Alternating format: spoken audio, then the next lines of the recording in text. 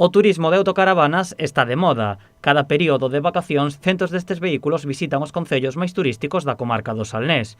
Pero nalgúns casos, este tipo de turismo estáse volvendo un problema.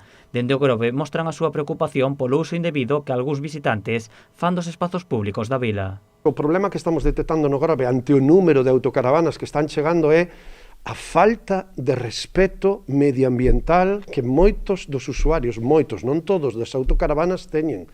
Aparcan en zonas protegidas Renatura sin respetar o medio ambiente, xestionando residuos de un xeito peor, sin cumplir os requisitos. Para loitar contra os incumplidores, o goberno local estudará as normativas para regular este tipo de turismo.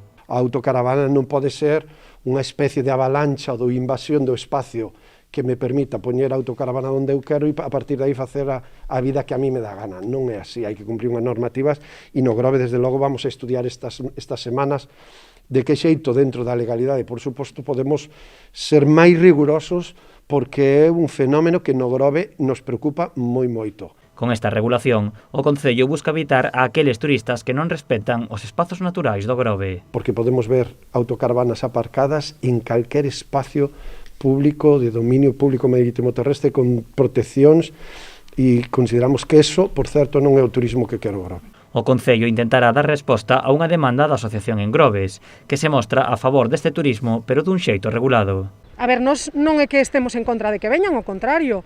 A todo o turista recollémolo cos brazos abertos.